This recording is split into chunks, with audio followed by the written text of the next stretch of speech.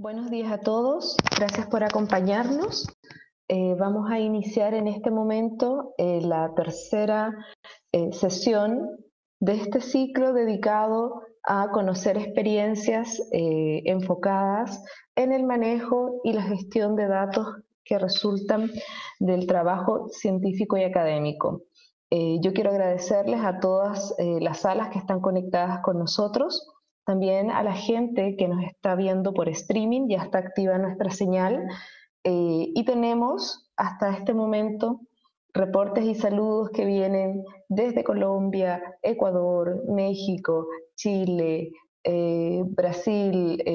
Me preocupa hacer la lista porque siempre creo que alguien se me va a olvidar, ahora se me están olvidando muchos más, pero quiero agradecer el apoyo de todas las redes nacionales que son parte de Red Clara y que siempre en todas las actividades están presentes e invitan a la comunidad a acompañarnos. Especialmente, bueno, hoy quiero agradecer, como siempre, a CEDIA, que nos está apoyando con la participación de nuestro amigo ecuatoriano Nicolás Vázquez, y a CUDI, que siempre nos presta el apoyo desde la plataforma tecnológica, y el día de hoy con la participación de Lucas como presentador. Ahora yo los saludo eh, y dejo con ustedes a Marcela Larenas, gerente de Relaciones Académicas de Red Clara, para que nos dé una breve bienvenida. Marcela, te cedo la palabra. Buenos días. A nombre de Red Clara agradecemos la participación de todos ustedes en esta tercera sesión para hablar de datos científicos. La sesión de hoy está dedicada a física de altas energías. Las dos primeras estuvieron dedicadas a biodiversidad y a salud. Sin duda que la gestión de datos está muy presente hoy como problemática y también como oportunidad en todos los ámbitos, particularmente en los procesos de investigación y difusión científica. La intención de realizar este ciclo es dar inicio a una discusión sobre este tema a nivel regional y además ser un motivador para identificar los grupos que tienen iniciativas importantes que puedan ser compartidas como experiencia a quienes están recién enfrentando este tema. Aprovecho la ocasión para comentarles que el segundo encuentro de ciencia se va a realizar este año en Colombia y esperamos convocar en este espacio presentaciones e iniciativas que aborden en forma integral el manejo de datos. Por lo tanto, los dejo ya invitados a estar atentos a la convocatoria de manera de poder recibirlos en Colombia. Va a ser en Cartagena de Indias, así que es un lugar maravilloso donde podamos compartir con ustedes. No les quito más tiempo y partimos con la siguiente presentación. Muchas gracias, Marcela. Bueno, vamos a partir con la primera presentación. Nicolás, si pudieras subir tu archivo y yo mientras voy presentándote. Para iniciar vamos a tener la presentación de Nicolás Vázquez Pazmiño. Nicolás se graduó de físico en la Escuela de Ciencias, en la Escuela Politécnica Nacional de Ecuador. Él es máster y doctor en Ciencias en Física Fundamental y ha publicado más de 10 artículos científicos indexados en colaboración con muchos otros investigadores. Es miembro del proyecto Large Aperture Gamma Ray Burst Observatory, que por su sigla es LAGO. Es miembro del Wideband All Sky Monitor del Observatorio Suzaku en Japón y es miembro del Network Astronomy School Education. Después van a poder encontrar toda la información de nuestros panelistas en el sitio web, pero por ahora los dejo con Nicolás, quien va a presentar experiencias en física de altas energías. Bienvenido, Nicolás, y muchas gracias por acompañarnos el día de hoy. Buenos días, Marcela, buenos días, Tania, buenos días con todos, muchas gracias por la invitación. Sí me están escuchando, ¿no es cierto? Correcto. Sí. Ah, ya, perfecto. Listo. Bueno, solo por aclararte, tuvimos que cambiar el nombre del lago, ahora se llama Latin American Ray Observatory, para que sea un poco refleje más la iniciativa que es de toda América Latina. Bueno, entonces para no tardarnos más, voy a comenzar un poco hablando con algo de la física de altas energías, ¿no es cierto? Entonces, primero quisiera definir qué es la física de altas energías, ¿no es cierto? Entonces, primero vamos a llegar a la energía más alta en la que se puede llegar con nuestro conocimiento, que es limitado por los avances tenemos tanto tecnológicos como intelectuales, tenemos la energía de Planck, que es la energía en la que se iguala ya la energía gravitacional con las teorías del modelo estándar, que son teorías cuánticas. Más o menos estamos en el orden de 10 a la 28 electronvoltios. Entonces deben acordarse más o menos ese valor. Entonces las unidades de energía también van a cambiar un poco. Vamos a trabajar en electronvoltios, que son las energías que tienen que ver con la aceleración de los electrones. Entonces vamos a hablar desde 1000 electronvoltios, que es un keV, y como pueden ver en la figura, 1.000.000, 10 a la 9, 10 a la 12, 10 a la 15 y 10 a la 18. Entonces vamos a trabajar en ese rango de energías en lo que se refiere en física de altas energías, ¿no es cierto? Entonces también hay una cierta mala interpretación de esto de los rayos X y otras cosas, ¿no es cierto? Que también es uno de los primeros problemas a los que nos vamos a enfrentar, es la pseudociencia, ¿no es cierto? Yo creo que todos los que estamos en ciencia vamos a ver que hay una gran competencia en vías de redes sociales, en toda la información de la prensa, que a veces se da más credibilidad a la pseudociencia, como pueden ver aquí, que supuestamente hay rituales satánicos en el CERN. También ahí pongo unas imágenes, esto de las profecías de los mayas, que les echan la culpa de que el mundo se va a acabar. También empiezan a hablar de la partícula de Dios, pero en cambio no tienen ningún respaldo científico.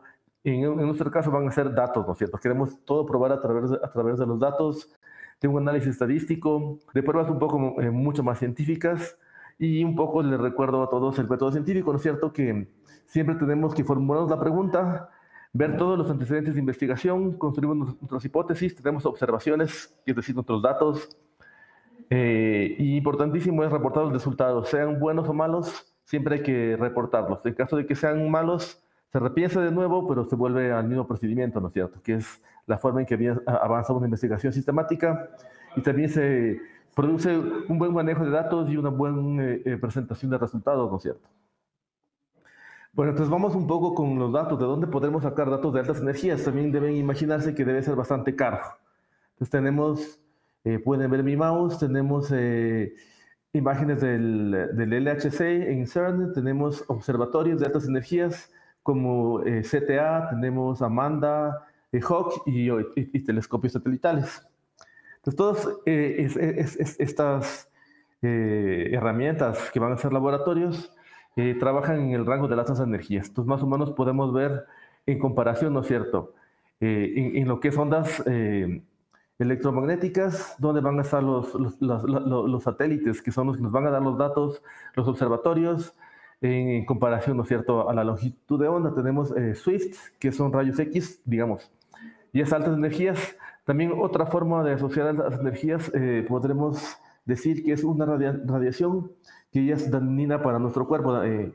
Por ejemplo, desde los ultravioletas son energías que empiezan a ionizar átomos de hidrógeno, es decir, ya nos arrancan pedazos de nuestra materia, ¿no es cierto? Entonces, digamos, ya van a ser peligrosas. No decir de las energías más altas, pues vamos a trabajar desde rayos X hasta rayos gamma y más arriba.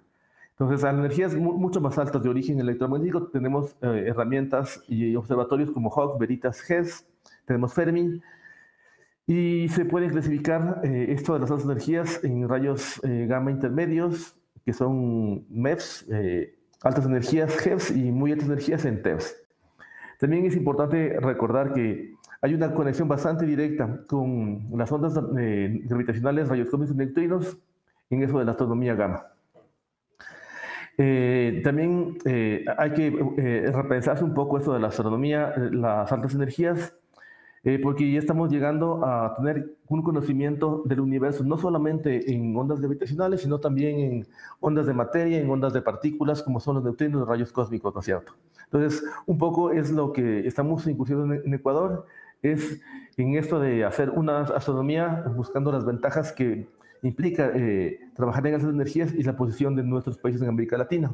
Entonces, acá tenemos, por ejemplo, un ejemplo, bueno, la primera imagen era un GIF, tendría de movimiento, pero no la podemos ver. Es más o menos cómo se ven, cómo ven el telescopio de rayos gamma, el universo, ¿no es cierto?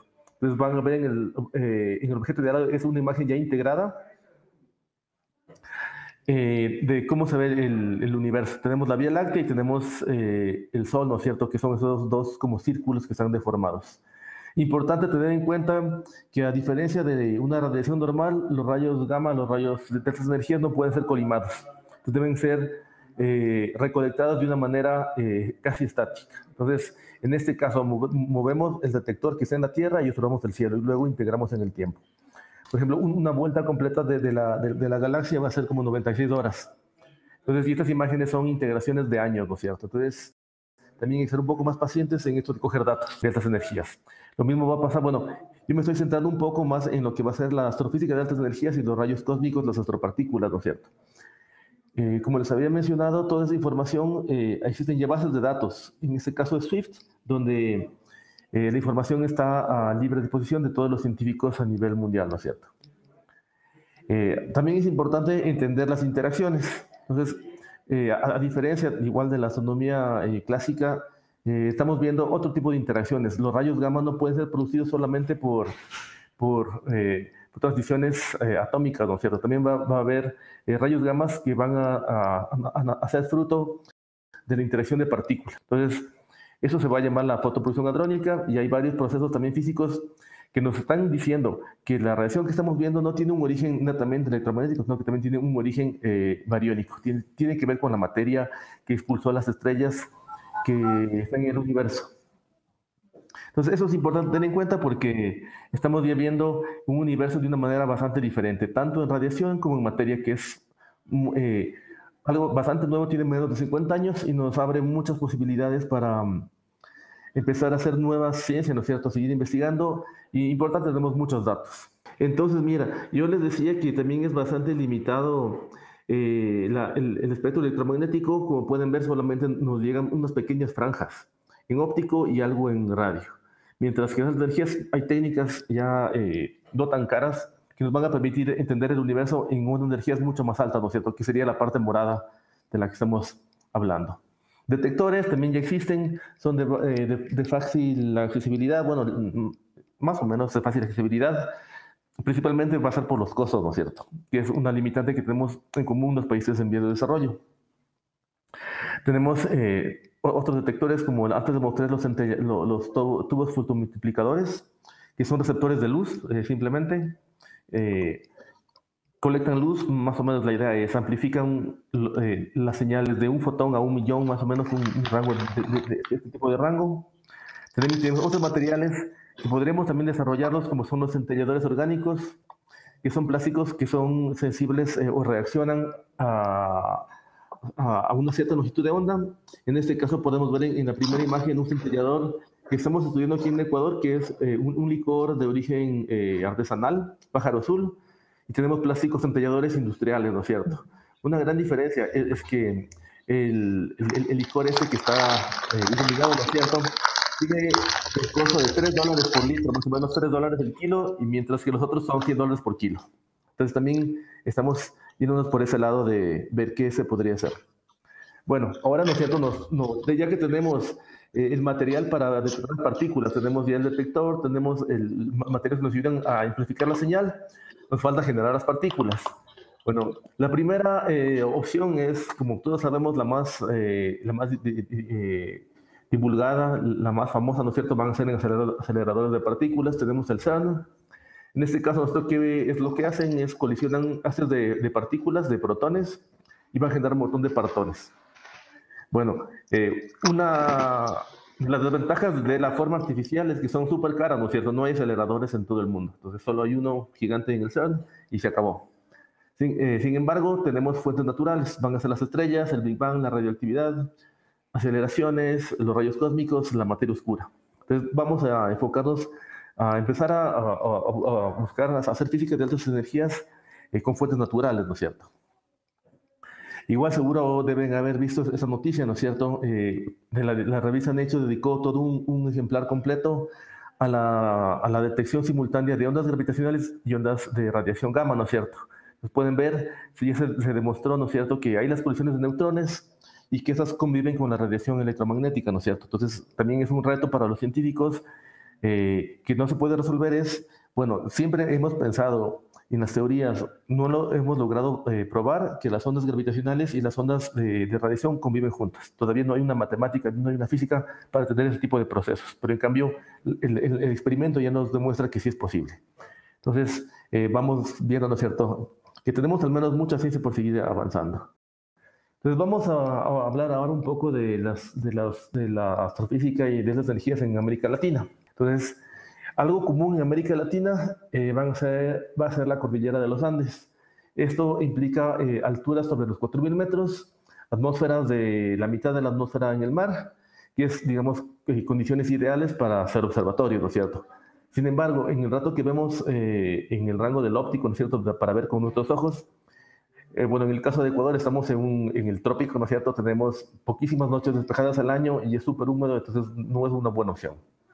Entonces vamos a explorar otras longitudes de ondas. En el caso que hemos incursionado con el proyecto LAGO es las altas energías, ¿no es cierto? Empezar a hacer un monitor muy extendido que va desde México hasta Argentina, ubicado a alturas elevadas. Bueno, elevadas para nosotros entendemos sobre los 4.000 metros, ¿no es cierto? En Ecuador las carreteras están en esa altura, lo mismo en Perú, lo mismo en Chile, ¿no es cierto? Entonces, digamos, tenemos una ventaja respecto a otros países donde esas alturas no son alcanzadas ni por las montañas más altas, ¿no es cierto? Entonces, en Ecuador, en América Latina, ya se han dado cuenta de estas ventajas y hay varios telescopios dedicados a las altas energías. Por ejemplo, tenemos HAWC en México y GTM. El HAWC es el High Altitude Water Cherenkov Telescope Array, que es el detector de rayos gamma más grande del mundo. Está a casi 4.000 metros en Sierra Negra, en Puebla, México, ¿no es cierto? También tenemos otras iniciativas que están en construcción, como ALPACA, que es un observatorio en Chatalcaya, auspiciado por Japón y Bolivia, ¿no es cierto?, que también va a utilizar estas ventajas para estudiar el universo a gran altitud, ¿no es cierto?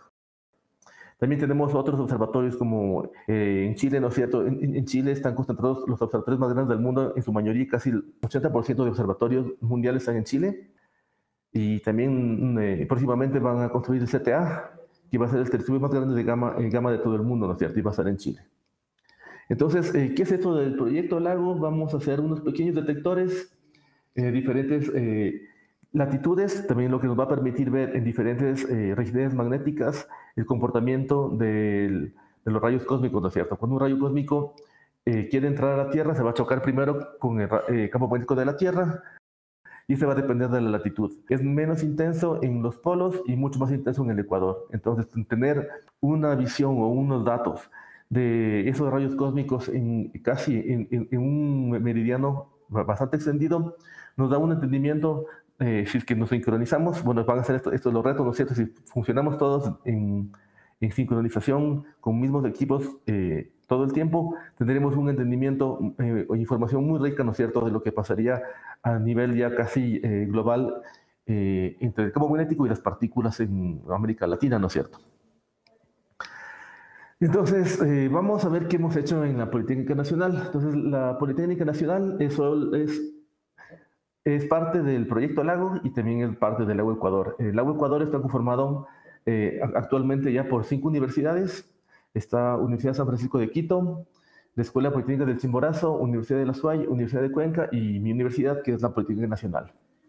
Entonces, las primeras ventajas que tenemos es, además de la altura, es la facilidad en Ecuador de poder movernos de alturas del nivel del mar a alturas muy altas. Eso nos permitiría tener un monitoreo de los rayos cósmicos en diferentes, en la latitud cero, que es donde es más intenso el campo magnético, pero a diferentes alturas. Entonces también van abriendo el flujo de partículas dependiendo de la altura y ese estudio tampoco ha sido realizado. Tenemos, digamos, al menos un tópico nuevo de investigación. Y otra ventaja, tenemos que el grupo ya es bastante consolidado, tenemos 5 universidades y trabajamos con CEDIA, que es como la representante de la red de Internet académica de nuestro país. Entonces, actualmente todos nuestros datos estamos avanzando tanto en simulaciones y como en los datos que hemos recogido que todavía no están totalmente limpios en esta página web que es la Red Ecuatoriana de Investigación en Nanopartículas y Clima Espacial. Entonces, en este año vamos a seguir mejorando esta página web y a empezar a subir un poco de datos filtrados. Bueno, entre las expectativas que tiene la comunidad era dónde pueden ver nuestros datos. Esta página es abierta y vamos a seguir, bueno, todavía está en construcción, es la primera intento que hicimos de unificar nuestros datos, de mostrar nuestros datos, y todavía hay mucho por hacer. Tenemos todavía pocas simulaciones, vamos a empezar a hacer el próximo año un set completo de simulaciones solamente para Ecuador a diferentes latitudes y alturas, ¿no es cierto? Por ejemplo, acá ya tenemos algunos datos de los que hemos empezado a obtener, en mi caso de la Política Nacional. Tenemos ya, se llaman trazas de rayos cósmicos, que es un muestreo del voltaje de salida de los fototubos, una alta resolución temporal. En este caso estamos muestreando los rayos cósmicos a una velocidad de 8 nanosegundos. Entonces, se ponen a pensar, en un segundo le dividimos en 1.000.000, empezamos a coger datos en esa escala, ¿no es cierto? Entonces, primero hay un reto que es dónde guardamos los datos, y luego debemos trabajar con una electrónica bastante sofisticada para poder trabajar a esas velocidades súper altas, ¿no es cierto?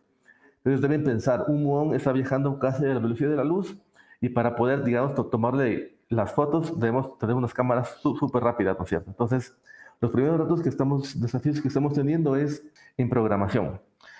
Todavía no somos expertos en programación de tan alto nivel, ¿no es cierto? Pero más o menos estamos ya empezando a ver estos problemas. Importante que este proyecto Lagos nos permite tener una colaboración muy amplia con todos los colegas de la colaboración, desde México hasta Argentina. Entonces, ya les mostraré, bueno, aquí es un poco cómo funciona la parte de software, que es complicada, ¿no es cierto? Tenemos nuestro detector en el primer tanquecito y el PMT. Del PMT va un sensor y empezamos a adquirir datos. Y esos datos deben guardarse como el que vimos al final, ¿no es cierto? Pero el proceso no es tan simple como parece, ¿no es cierto? Estamos trabajando a velocidades de procesamiento súper rápidas y queremos utilizar electrónica comercial. Como les había dicho antes, los problemas que tenemos en Ecuador y en América Latina es que no tenemos acceso a electrónica profesional de alto nivel, y además son los costos. Tenemos que hacer inversiones de acuerdo a nuestra realidad socioeconómica, ¿no es cierto? No vamos a hacer un ser, ¿no es cierto? Tenemos que tratar de hacer con elementos que estén a nuestro alcance, ¿no es cierto? En este caso estamos trabajando todo el proyecto Lago con Red Pitaya, que al parecer es un buen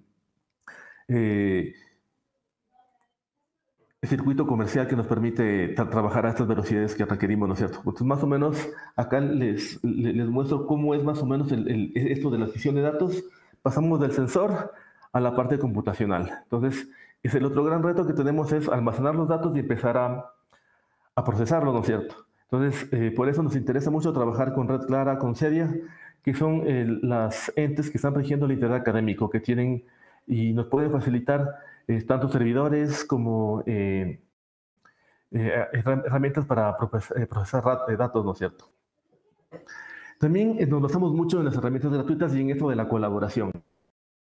Como pueden ver, tenemos wiki, para comenzar, tratamos de hacer todo en software libre en Linux. Tenemos las herramientas que nos ofrecen las colaboraciones como Red Clara, CEDIA, en Ecuador, ¿no es cierto? Tenemos también GitHub, que también es una forma bastante buena de compartir todos los avances que hacemos en programación.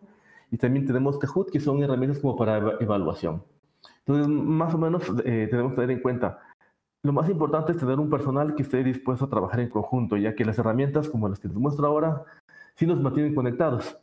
Entonces, todos los miembros de la organización podemos colaborar tanto en la wiki del Lago, en GitHub, en nuestras herramientas de una forma común. Como estamos tocando un problema común para todos los países de esta colaboración, digamos, se nos facilita tener al menos un mismo lenguaje de programación, un mismo lenguaje computacional que va a ser Linux, ¿no es cierto? Entonces, digamos, sería uno de los primeros herramientas que deberíamos tratar de incursionar, es unificar nuestras computadoras, ¿no es cierto? Por ejemplo, lo que nos pasó ahora, porque no usamos todos Chrome, ¿no es cierto? Entonces, no había sido el Chrome en mi caso, había sido la red de la universidad. Pero listo, ¿no es cierto? Otra cosa también es importante es juntar a investigadores de forma física. Entonces, eso se puede hacer de varias formas, ¿no es cierto? Bueno, en Ecuador este año hicimos la 7ª Escuela de Rayos Cósmicos y Astrofísica, donde se reunió casi una gran parte de la comunidad mundial de astronomía, de estas energías y rayos cósmicos. Entonces, es importante que en este evento pudimos juntar a 6 universidades del Ecuador, estuvieron tanto estudiantes como profesores y expositores de San Francisco de Quito, de Yachaytec, de la U de Cuenca, de la U de la SUAY, de San Francisco y mi universidad, ¿no es cierto? También del SPOCH. Entonces, digamos, a través de este evento un poco nos podemos conocer y empezar a trabajar. Importante también es esto de juntar gente nueva, que como todos saben, la investigación se hace en las universidades. Entonces, nuestro principal fuente de mano de obra de investigadores van a ser los estudiantes jóvenes, ¿no es cierto? Entonces, y hay que seguir capacitando e incentivando en ese tipo de eventos. También yo sé que en Colombia, por ejemplo, va a ser la próxima reunión de iCiencia, también va a ser la siguiente escuela de jóvenes astrónomos. Entonces, importante que se sigan fomentando ese tipo de eventos de forma regional, ¿no es cierto? Que es mucho más fácil para estudiantes que vayan a Colombia que vayan a Europa, ¿no es cierto? Entonces, principalmente por los costos. Bueno, en fin, es un poco lo que les quería contar es cómo hemos tenido nuestra experiencia en esto de las altas energías, en especial de las astropartículas, y tenemos que agradecer mucho al trabajo que hemos hecho con el proyecto Lago, a la San Francisco de Quito, que ha demostrado ser una universidad con la que se puede trabajar muy bien. Compartimos laboratorio, compartimos varias cosas. En vez de ser doble gasto, tenemos este acceso tan gentil y tan bienvenido, tanto de nosotros como de ellos, ¿no es cierto? Trabajamos con el laboratorio Leopard, que es el laboratorio de partículas, astropartículas y radiaciones. En ese, los colaboradores van a hacer esa carrera Irene Casar. Y aquí en la Politécnica también tenemos ya un grupo bastante formado de astrónomos y de gente que trabaja en astronomía, que comenzamos primero por el departamento de física, donde ya se imparten clases formales de esas ramas. Entonces, tal vez si hay alguna pregunta, estaría muy contento de poder responderles y saber cuáles son sus dudas, expectativas y qué esperan también de desarrollos en altas energías a nivel regional, ¿no es cierto? Entonces, muchas gracias por su atención y me despido entonces. Gracias, Nicolás. Nicolás, en el marco del proyecto Lago, ustedes están trabajando el tema de colaborar en el marco de compartir datos entre los distintos grupos de investigación. Sí, justo les había mostrado que hemos creado este portal web soportado por Cedia, donde subimos todos los datos, simulaciones, tesis relacionados con las actividades de astropartículas en el Ecuador.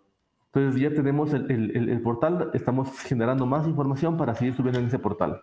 Sí, muchas gracias, Nicolás. Y sí, efectivamente, de hecho, en la presentación que tuvimos sobre salud, donde nos acompañó también la doctora Salomé Gordillo. De hecho, ella mencionó precisamente este portal en Ecuador y ella mencionaba que ahora se estaba alimentando con datos generados desde distintas áreas, si no me equivoco,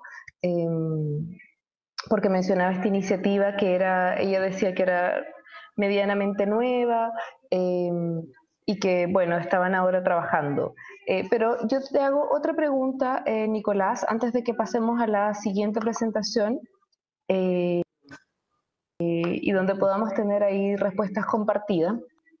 Pero yo quisiera saber si ustedes, por ejemplo, en este momento, además de estar usando esta plataforma en el Ecuador, si tienen ustedes ahora algún tipo de iniciativa donde ustedes coloquen ahí sus datos de forma, no sé si pública, privada, y los tengan compartidos como para otras instituciones.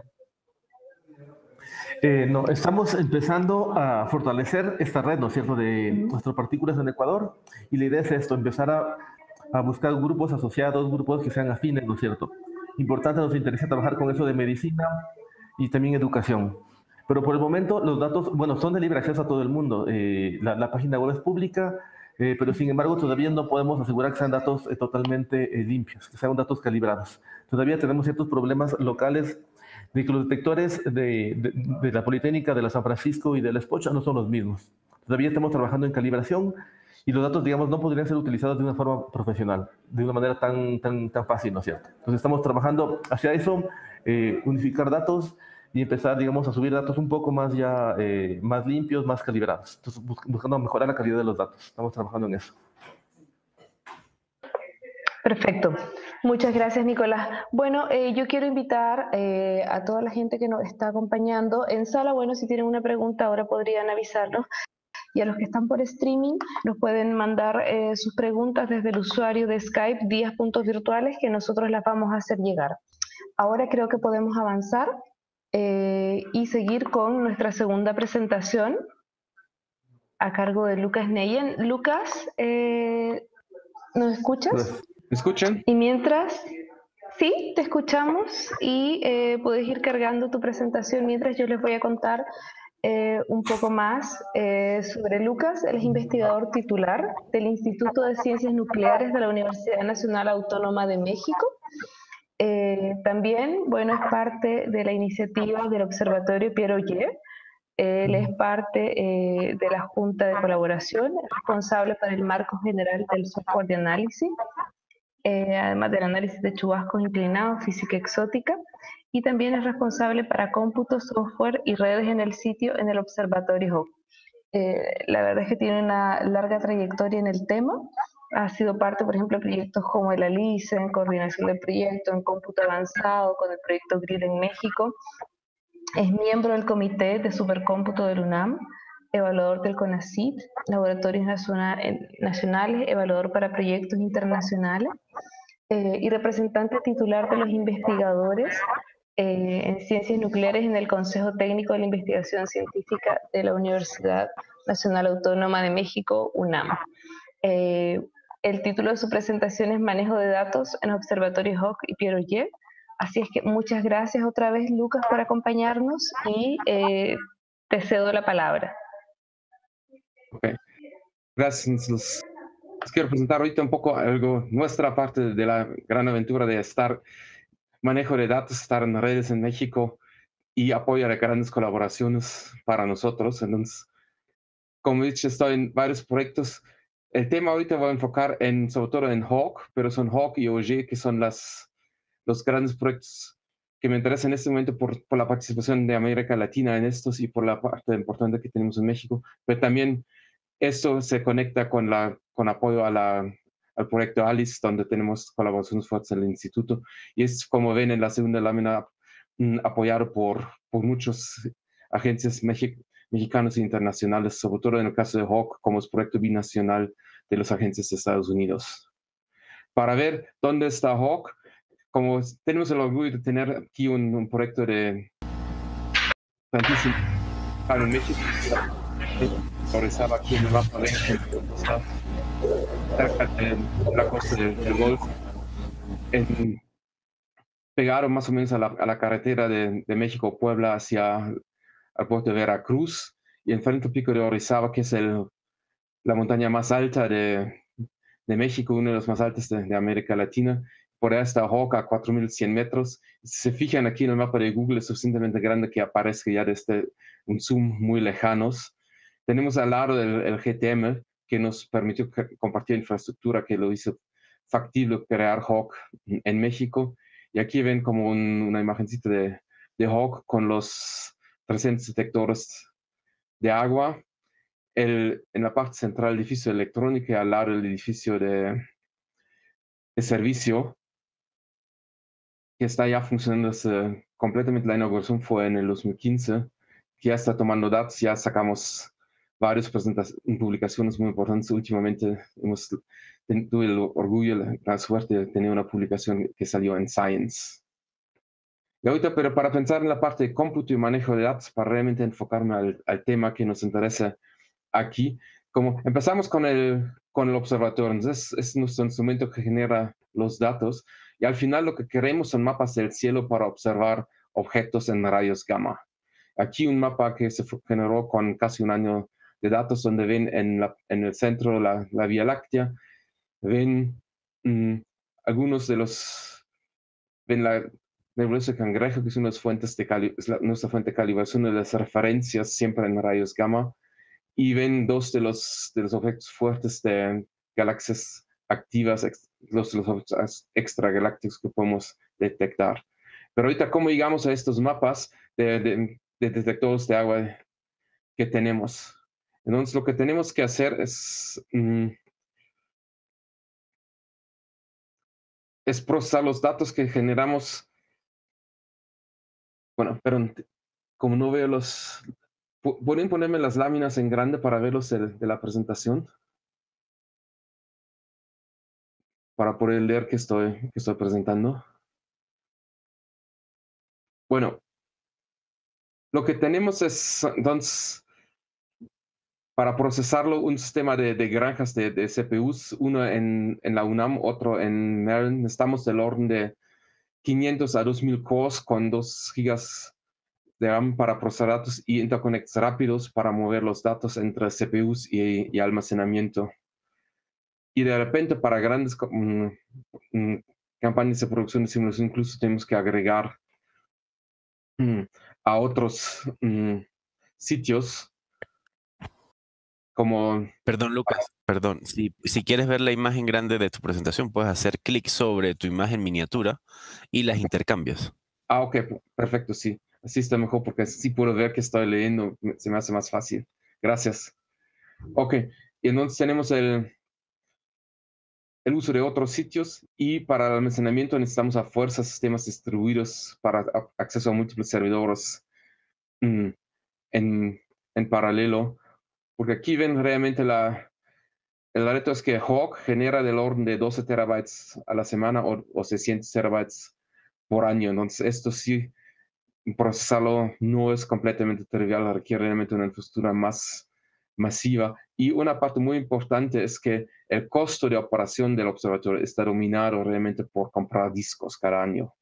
¿Sí? Estos 600 terabytes crudos, más datos reposados, más simulaciones, nos obliga a comprar casi 1 petabyte de datos cada año. Para verlo cómo se ve en el sitio, en el cómputo, tenemos el sistema de lectura. Son fotomultiplicadores similares a lo que mostró Nicolás hace un momento en tanques de agua, con digitalizadores y 10 computadores en paralelo que hacen una lectura y que generan por allá instantáneamente 500 megabytes por segundo continuamente de flujo de datos del sistema de lectura a nuestra granja de procesamiento en el sitio. Y por allá lo reducimos a 20 megabytes por segundo y este número está elegido optimizando el costo de almacenamiento. Subimos este número, si lo duplicamos, vamos de 600 teras al año a 1.2 petas. Entonces, este número implica el costo de operación. Si lo bajamos mucho más, perdemos física. Entonces, es el punto entre gasto de operación y física que nos parece viable por los costos de operación. Lo bonito es que esto ya es un reto, pero todavía son conservados estándares que podemos hacer. La granja es uno que parece como cualquier cluster mediano que uno ve en un laboratorio. Y se puede correr al mismo tiempo, como ven aquí, también una reconstrucción preliminar que es importante para mediciones de calidad, para generar alertas, cosas en tiempo real. Entonces, los pasos que pasan para llegar de datos a mapas del cielo es entonces la toma de datos con la reducción, con el trigger para filtrar solamente lo que puede ser interesante, una primera reconstrucción para generar, como dice, alertas, pero también control de calidad para detectar a tiempo si algo está mal en el detector y ajustarlo, en vez de darnos cuenta un mes después y perder un mes de datos. Y lo que necesitamos a fuerzas en el sitio es almacenamiento temporal. Y luego, fuera de línea, en los centros tenemos almacenes más grandes donde queremos una reconstrucción para medir en detalle, fotón por fotón, la geometría, la dirección donde llega, la energía, y para realmente identificar los que son fotones, porque nos llegan en realidad 100 veces más eventos por rayos cósmicos, por protones y núcleos que por gamma. Entonces, hay que hacer este filtraje de 1 en 100 que tenemos que hacer, y luego con estos generar los mapas del cielo como el mapa que los mostré. Para hacerlo en el sitio, tenemos ya un centro de cómputo no tan pequeño. Tenemos, para hacer esta reducción de 500 megabytes a 20 megabytes, tenemos el orden de 200 cores con unos 5 servidores corriendo todo el tiempo, y luego en otro servidor los análisis en tiempo real, y un almacenamiento de 87 terabytes por allá, que es el almacenamiento temporal para guardar los datos antes de la transferencia. Y con eso se generan alertas en tiempo real o se permite procesamiento especial de datos cuando nos recibimos una alerta de alguien más.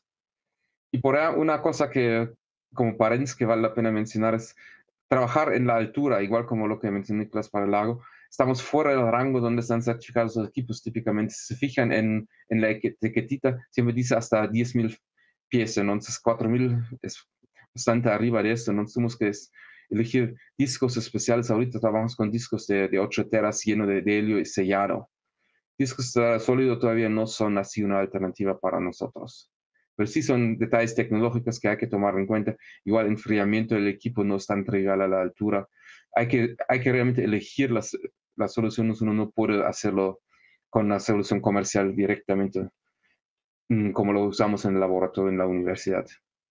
Y ahorita la transferencia de estos datos, como se generan estos 12 terabytes a la semana en la montaña, por el momento estamos transfiriendo con arreglos de datos, porque en ese momento a ese sitio todavía no tenemos el internet que necesitamos para moverlo en tiempo real. Pero ya hay un proyecto para hacer una fibra del sitio hacia la ciudad de Puebla, donde está, y por allá podemos entrar a la red Curie y mover los datos directamente de la montaña por internet hacia los centros de datos, y esperamos que ese proyecto se complete el año que viene, y con 1 gigabit por segundo tenemos suficiente ancho de banda. Estamos como continuamente del orden de 200 megabits más una reserva, entonces el orden de medio gigabit a 1 gigabit es lo que necesitamos para una operación así cómoda del observatorio.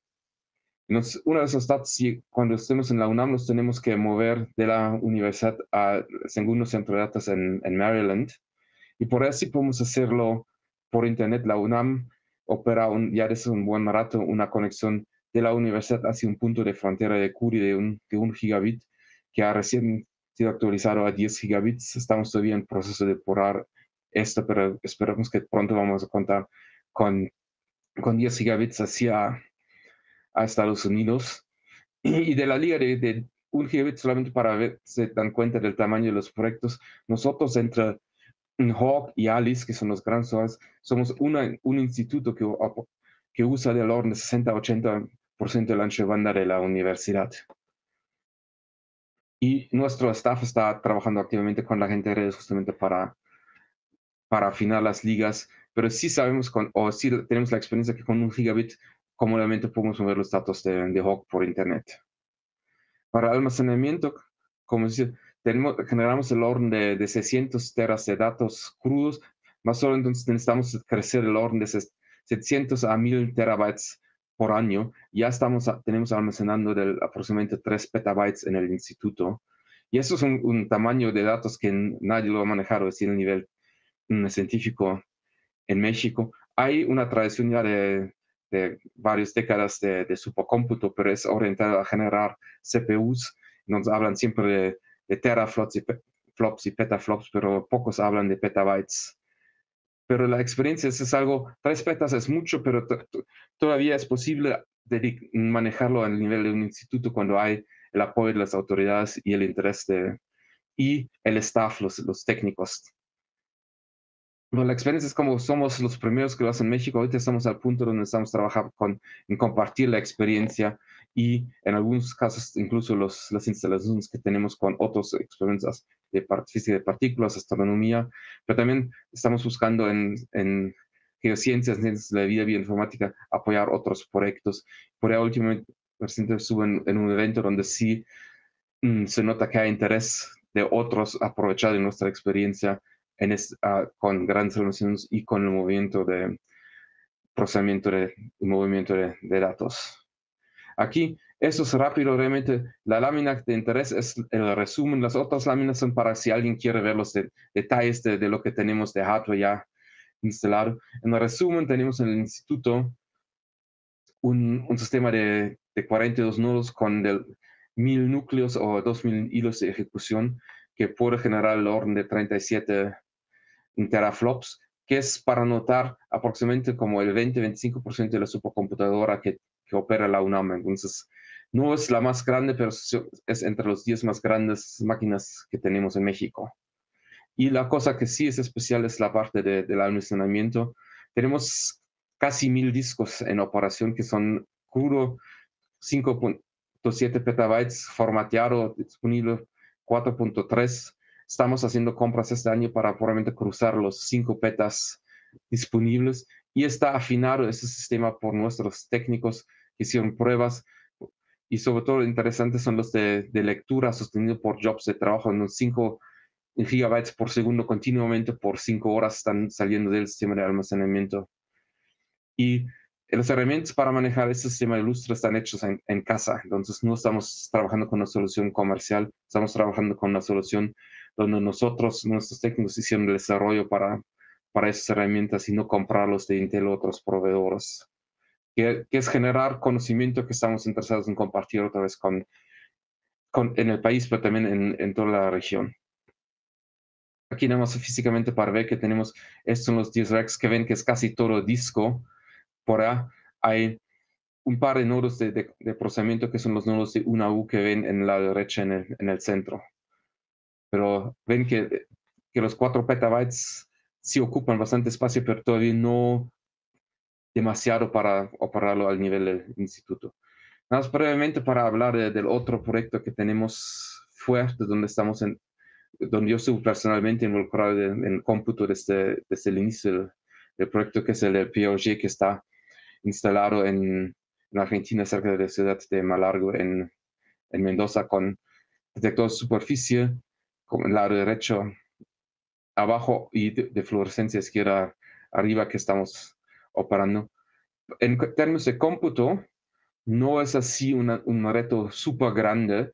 Ahorita tenemos 30 terabytes de datos en 10 años de operación y esto cuando empezamos a 20 años nos pareció algo enorme y para Rayos Cósmicos era un volumen de datos que no se operaba, pero en el momento la gente partículas ya hablaban de petabytes para el LHC.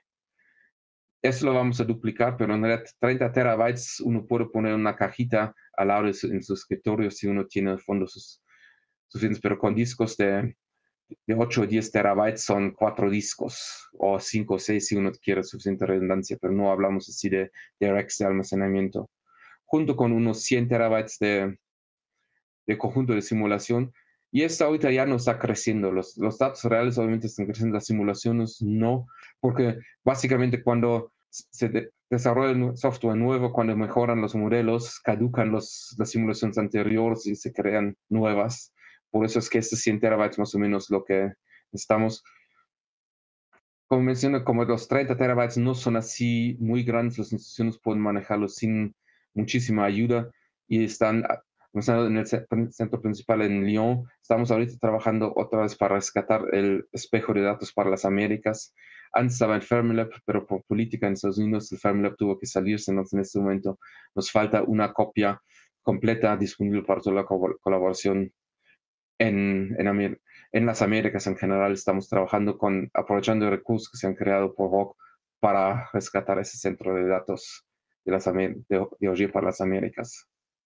Y entonces, con todo eso, nos hemos dado cuenta que tenemos algo que complementa al supercómputo clásico que tiene ya mucho tiempo en México, pero también en otros países de América Latina. Brasil tiene varios centros, Argentina, donde estamos tratando de crear un laboratorio de datos y modelos científicos. Estamos colaborando ya con otros expertos en México, por ejemplo, con colegas de astronomía, con la idea de juntar expertos del dominio, por ejemplo, astrónomos o también ciencias de la Tierra o de ciencias de la vida, con los de cómputo. Y aprovechando lo que hicimos para HAWC, apoyo el diseño y realización de soluciones donde cómputo, almacenamiento, conectividad se afinan para ajustar a las necesidades del proyecto en vez de crear trabajar con un centro genérico que a lo mejor existe en forma central. Y algunos proyectos son suficientemente grandes para realmente necesitar o merecer una solución dedicada a esto. En otros casos, la respuesta de un análisis puede ser que mejor júntanse con alguien, pero necesitamos la experiencia, la expertise y el apoyo a las comunidades para crear estos apoyos en cómputo. Incluso ahorita en el tema de hoy, en almacenamiento, no solamente se trata de tener los petabytes disponibles en algún lugar en disco, pero también crear planes de datos para cómo se maneja en el futuro, cómo se pueden compartir, abrir el acceso a los datos. Y obviamente tenemos grupos fuertes de desarrollo, entonces tanto en código como en tecnología, los programadores estamos metidos en desarrollo de los códigos de la colaboración en tecnología, como existen unos ejemplos, que ya no estamos comprando soluciones necesariamente donde HP o alguien nos vende la máquina, nos seleccionamos el equipo y armamos las cosas, los equipos a la medida. Buscamos entrenar gente, ya estamos en posgrado, estamos dando cursos diplomados para compartir esa experiencia. Algunos de los expertos en nuevos centros de datos en México se entrenaron, por ejemplo, en nuestro centro de datos aquí en la UNAM, y nos hace independiente de los grandes proveedores y complementa también el conocimiento al nivel técnico y nos permite acercarnos a nuevas comunidades. Realmente nacimos en la comunidad de física de partículas junto con física de astronomía, que siempre han sido fuertes en tecnología. Hay muchas más comunidades que necesitan ese tipo de apoyo, entonces estamos realmente tratando de expandirnos y compartir nuestro conocimiento. En términos de preservación de datos, buscamos soluciones con almacenamiento confiable en la primera capa, con algo como un RAID, al menos RAID 6, o con sistemas tipo Ceph con múltiples copias, y en algunos casos incluyendo con respaldo local con cinta o disco económico, pero no siempre hay respaldo local. Luego lo que es importante son múltiples copias de datos. Por ejemplo, platiqué en el caso de Hawk, hay un segundo centro de datos en Estados Unidos, donde tenemos siempre 2 copias de los datos. Los datos del CERN igual tienen un modelo donde los centros de datos tier 1 todos guardan una fracción de la copia de los datos completos en el tier 0 del CERN. Y es importante que no son en el mismo lugar por razones de seguridad de los centros de datos, y esta distribución geográfica hace también que el acceso sea más rápido para los que no están en Europa, en el caso del CERN, o básicamente poner los datos más cerca a los usuarios. Lo que es en desarrollo son en general planes a más largo plazo que hacemos con los datos cuando termina el experimento, donde los retos también son que el financiamiento y la operación de un centro de datos para preservar datos a largo plazo. Otro es acceso a datos. Los datos siempre son abiertos a todos los colaboradores de la colaboración. Eso es obviamente la razón por cual uno se junta en una colaboración es para hacer la ciencia con los datos que se generan, pero es ya muy común que publicamos los conjuntos de datos que se utilizaron para crear una publicación que otra gente pueda reproducir los resultados de la publicación con los datos de los experimentos, tanto en Hawk como ya se hace. Muchos, en general son datos un poco procesados, no se publican datos crudos, se publican datos calibrados, y en algunos casos incluso con software para el procesamiento. Y luego se hacen distribución abierta de algunos subconjuntos de los datos. Obviamente, por el costo de crear los datos, la colaboración quiere explorarlos primero, pero después de un número de años, en algunos casos 1 año, en algunos casos 2 o 5, puede variar. Pero típicamente el orden de 2 años se liberan los datos que han sido analizados por la colaboración.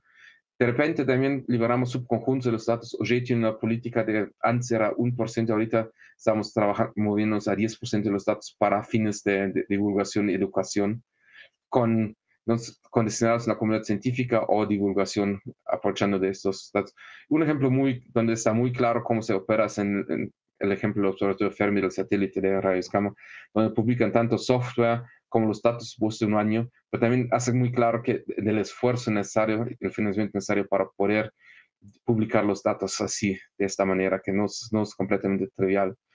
Por ejemplo, en el caso de los Hawk, para hacer propaganda, ya tenemos una página web donde uno puede, por ejemplo, buscar datos del catálogo, acercarse a fuentes, hacer su propio estudio, modificar cortes respecto de los fuentes. Entonces, ese es el tipo de manejo, de publicación y liberación de datos que estamos buscando. En muchos de los casos estamos todavía en los pasos iniciales de esto, porque no estaba completamente considerado al inicio, o estamos apenas llegando a las etapas del proyecto, a la madurez del proyecto, donde tenemos que hacer esta liberación de los datos. Como resumen final, realmente para el reto, para los futuros, para el futuro, es que yo con todos los proyectos nos enfrentamos con la necesidad de generar planes de datos, qué vamos a hacer con los datos, cómo los manejamos. Muchas de las soluciones que presento ahorita son soluciones más o menos ad hoc que se hicieron por la necesidad de operar, que estaban planeados como parte del proyecto, pero no son así como parte de un plan global muy al final y no están así siguiendo lineamientos compartidos entre los varios proyectos. Hay varios proyectos, por ejemplo, en la Comunidad Europea para crear esos lineamientos, pero por ejemplo, OGE tiene ya más que 20 años, entonces no existía esta necesidad de crear planes de datos en este momento. Por ahí siempre está el conflicto de las colaboraciones, explorar los datos propios, entonces no queremos liberar nuestros datos antes que tenemos las publicaciones, pero igual no podemos quedarnos con los datos para siempre. Cuando hay otra gente en las comunidades, sobre todo en las comunidades científicas, que podrían aportar esto y a lo mejor obtener ciencia que la colaboración no puede obtener. Por ahí en conflicto, eso es algo que entra a la creación de planes de datos que hay que resolver. Son los problemas de las políticas, como nos obligan a hacer planes, nos dan los requerimientos, pero no siempre nos dan los financiamiento, o no es claro cómo se financian las infraestructuras necesarias para guardar y compartir los datos al futuro. Y son discusiones activas en los proyectos OGE y HAWC. Tenemos planes de datos, en algunos casos somos más avanzados, en otros menos con las infraestructuras, pero por ahí sí se busca compartir los datos para otros fines. Por ejemplo, también OGE genera datos de monitoreo climático, otro tipo de cosas que no son la ciencia. Por ahí esos planes liberarlos directamente y no esperar, porque pueden ser de interés para otras comunidades y no afectan la ciencia central del observatorio. Eso fue realmente, no sé si ahorita estoy abierto a preguntas. Sí, Lucas, hay una pregunta de Colombia. ¿La lees tú? Unas investigadores investigadores mexicanos en otros países. Por ahí la respuesta es sí, tenemos tanto en ALICE tanto en HAWC como OGE, a niveles varios estudiantes que están, por ejemplo, en Estados Unidos, también, pero también alguna gente que se contrataron, que están en universidades fuera del país que colaboran en estos proyectos. En ese momento no tenemos tantas normas. La otra pregunta es si hay normativas para el manejo de datos. La cosa es, como son datos científicos sin valor comercial, no tenemos restricciones y en general estos datos no son de mucha utilidad sin el software de la colaboración, entonces no tenemos, y eso se crea automáticamente como parte del proyecto, entonces no somos sujetos a alguna normativa fuerte que nos restringe el movimiento de los datos, no son datos industriales comerciales que nos obligan a cifrarlos o procesarlos de forma muy, muy compleja antes de pasarlos. Es más bien, si perdemos los datos, si alguien pudo obtener acceso temprano a estos, a lo mejor nos podría ganar una publicación, pero va a ser difícil publicar con los datos sin el peso de la colaboración atrás, sino los encontró en Internet. Sí, por eso no somos tan restringidos en el acceso al movimiento a los datos.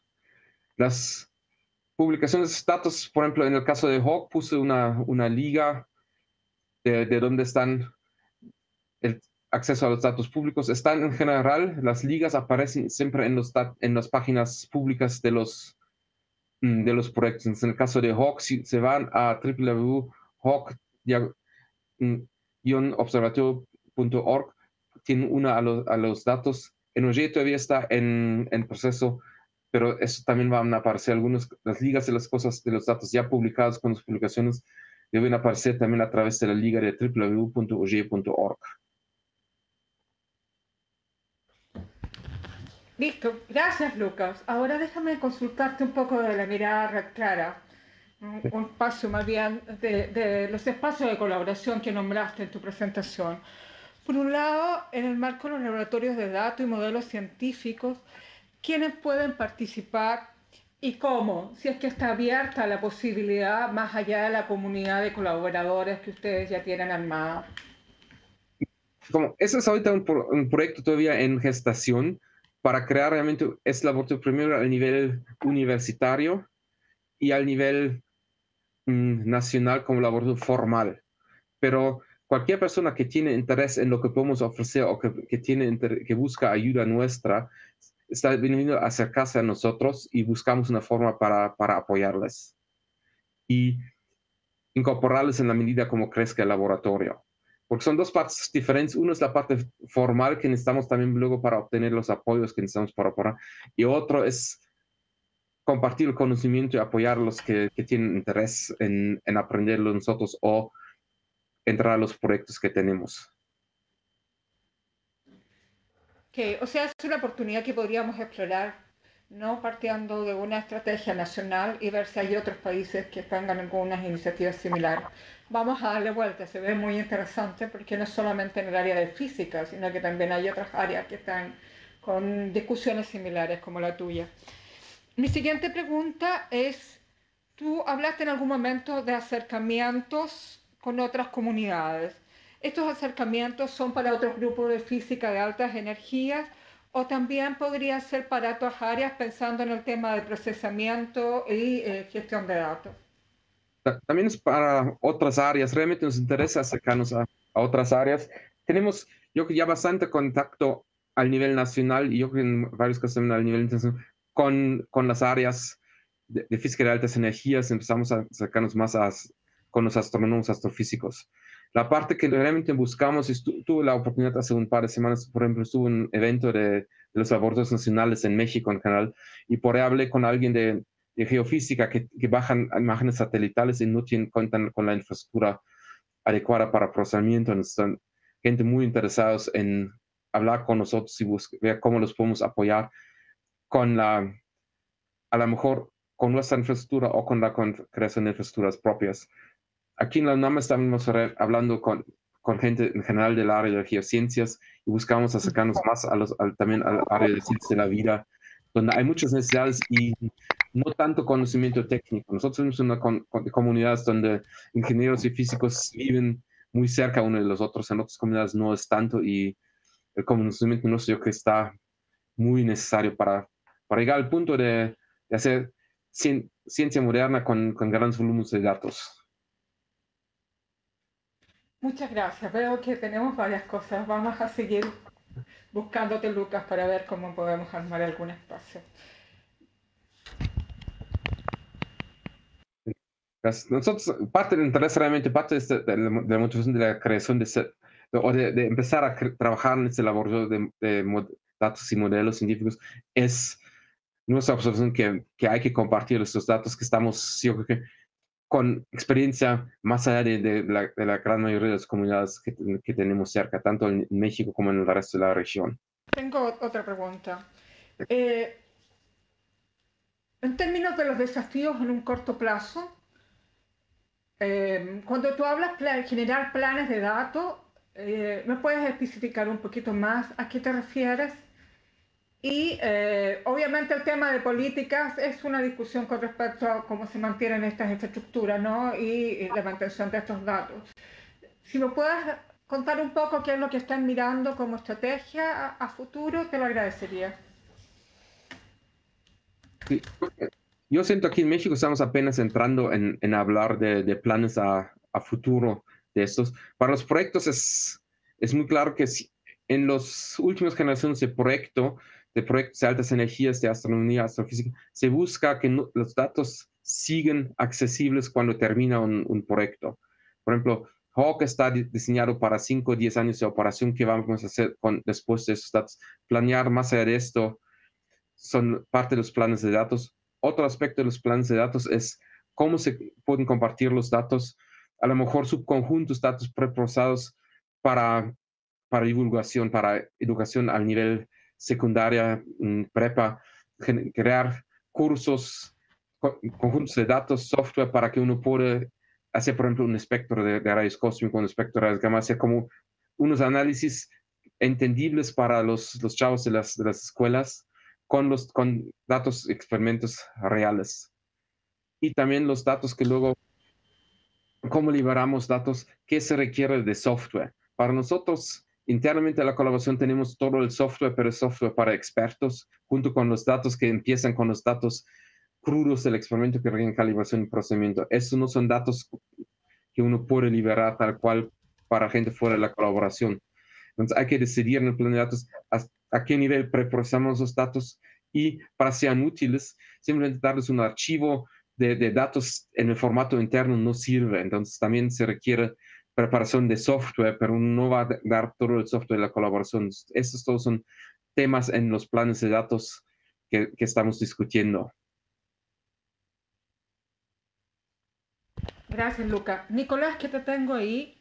Te repito la pregunta un poco que le hice a Lucas. Ustedes están recién partiendo, pero ¿nos podrías contar un poco qué es lo que están viendo en un corto plazo, como los retos a futuro?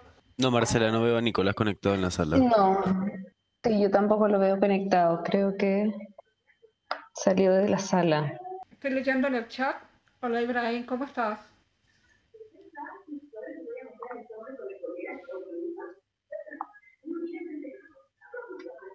Ibrahim, ¿tú puedes aportar algo sobre esta pregunta? O se lo preguntamos después a Lucas en otro espacio. Bueno, yo lo que creo es que... Bueno, ¿me escuchan? ¿Sí me escuchan? Sí, te escuchamos perfecto, Ibrahim. Hola, buenos días, gusto de saludarte. Buenos días a todos. Pues yo creo que como bien lo expresó Lucas, creo que hay dos ramas para el futuro de todo esto de los datos científicos y una va a ser crecer en el número de operaciones por segundo, que son ahora ya los teraflops, y que se está hablando ya en un futuro muy cercano de los exaflops. Pero por otro lado, también creo que el futuro va hacia un almacenamiento masivo, como por ejemplo los datos de Hawk, que ocupan un petabyte por año, y entonces tenemos que tener una cantidad muy grande de almacenamiento. Yo creo, esa es mi visión, que va a crecer esto de los datos científicos en esas dos vertientes, tanto en almacenamiento masivo como en operaciones por segundo de las supercomputadoras. ¿Puedo agregar un comentario? Sí, adelante, Lucas, por favor. Algo que va junto con esto y con el tema que yo mencioné del software para acceso, yo creo que son los portales científicos que Clara ya ha trabajado mucho, que justamente son lo que permiten el acceso a no expertos a los datos y hacer estas infraestructuras grandes, complejos, accesibles a no expertos, a comunidades que no quieren aprender los detalles de cómo operar un cluster, un sistema de grid, pero sí necesitan acceso a los grandes almacenamientos y a los grandes unidades, a los grandes poderes de cómputo. Tania, no sé si habrá alguna pregunta de los participantes.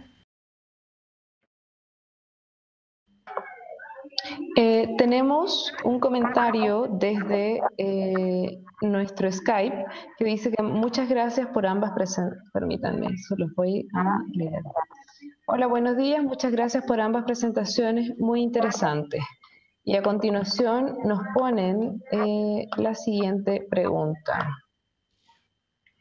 Quisiera conocer si existe algún tipo de estándares definidos como prioritarios para la conservación de sus datos. Si nos podrías ayudar, Lucas, creo que eso lo mencionaste un par de láminas atrás, pero si pudiéramos darle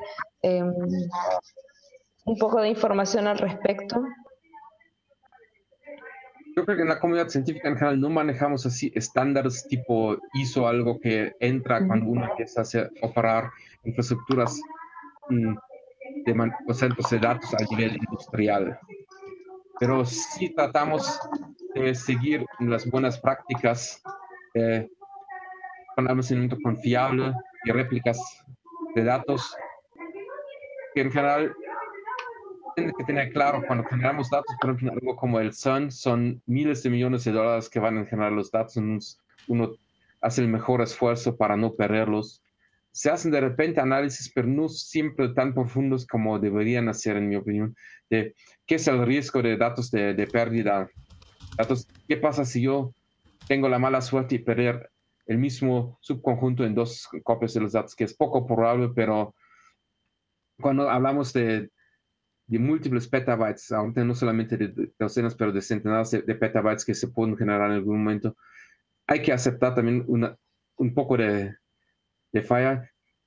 Eso es costo-beneficio y valor de los datos que hay que analizar exactamente. Yo creo que por allá aceptamos también que nos quedamos con un riesgo probablemente un poco mayor a los riesgos que toman los centros de datos comerciales, pero con la necesidad, o más bien con el balance de decir, o lo invierto para obtener, por ejemplo, en vez de 99.9, irme a 99.99% de confiabilidad, pero el costo es alto y baja lo que yo puedo tener en volumen, sea de procesamiento o almacenamiento. Entonces, esos balances hacen que a lo mejor los centros no van a la más alta probabilidad, pero sí tratamos de trabajar a nivel profesional.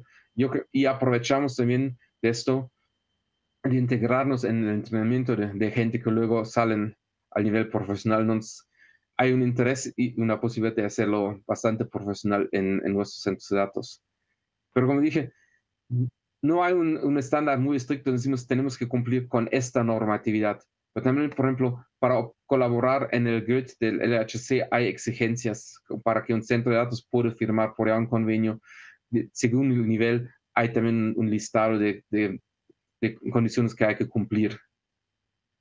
Y en otros casos, la colaboración internamente evalúa los centros de datos para ver si realmente queremos dejar nuestros datos en este sitio u otro, que exigimos para que alguien pueda ser centro de datos. Por ejemplo, nosotros tuvimos que aprender e instalar cosas para Hawk, y la colaboración siempre miraba, tuvimos que reportar que estamos haciendo a la colaboración para que dicen sí, van bien. Bueno, yo creo que estamos llegando al final de estas presentaciones. Queremos agradecer a Lucas, a Nicolás, que no está, pero que Ibrahim le puede dar el agradecimiento de forma remota.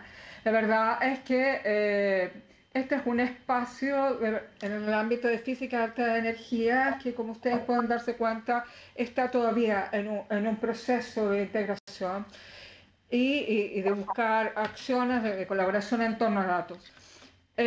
Me parece importante pedirles e invitarlos a participar en la sesión integrada que se va a hacer el 14 de diciembre, no el 12, fundamentalmente porque hay algunas peticiones de cambiarla a esta fecha, porque habían unos feriados locales u otros, y las personas no iban a poder estar participando. Me interesa convocarlos porque en la última sesión, más que una presentación de los avances de las áreas temáticas que revisamos en el ciclo, queremos revisar un poco las problemáticas integradas que fueron presentadas en las distintas áreas, comentar algunos aspectos con respecto a los desafíos que están generando el tema de la publicación de datos certificados en términos del marco de una asociación a las publicaciones científicas. Los temas de financiamiento, que como dijo Lucas, son no un tema menor para poder mantener después los repositorios de datos disponibles. Vamos a tener un representante de cada una de las áreas. También vamos a tener a una persona que trabaja, que es el director de la referencia, que es un proyecto de publicaciones científicas latinoamericanas, que es un repositorio integrado, y que ahora están evaluando ver cómo se puede apoyar en el marco de los requerimientos el tema de los datos, particularmente por lo que les comenté antes. Entonces, los dejo invitados, el espacio es este mismo, a través de videoconferencia. Les vamos a mandar una información pronta de cómo va a ser la estructura de este panel. Nos encantaría que los que participaron como panelistas también pudieran estar ahí, u otros, de manera de poder hacer un debate más amplio. Nuestra intención es que detrás de esa última sesión podamos tener algunas líneas muy generales, pero algunas líneas donde podamos avanzar trabajando algunos espacios de colaboración, donde, claro, las redes nacionales puedan apoyar en un corto plazo y más aún en un largo plazo. Sin duda que el tema también de procesamiento de datos es un tema que ha salido aquí y que también está presente en términos de los centros que están integrados en América Latina. Yo les agradezco nuevamente la generosidad a Lucas, a Nicolás y a los que estuvieron hoy día compartiendo este espacio y los invito para el 14, no nos fallen porque queremos cerrar muy bien con una línea de trabajo. Y por último, encontrarnos en Cartagena de India para el segundo encuentro de ciencia. Gracias.